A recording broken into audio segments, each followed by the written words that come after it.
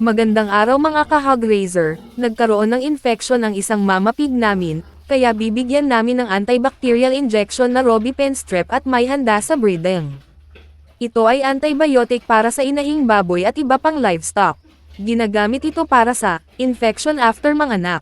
Ginagamit din ito bilang pagpapakondisyon bago mabulugan para maging malinis at healthy ang matris para may handa sa pagbubuntis.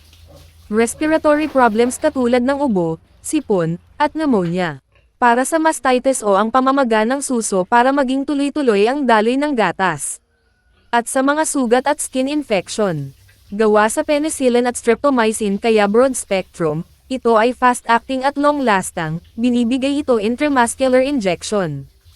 Ihalo lang ang distilled water sa powder para makabuo ng 10 ml solution, sa inyong nakikita ay binigay namin sa may puwet o maaari naman sa may leeg basta sa laman ang turok. Kung may mga kondisyon ang inyong mga alaga na nabanggit ay mainam na Robipen strep ang isa sa inyong e-consider na antibiotic, click yellow basket para umorder at para may on-hand na gamot sa inyong farm.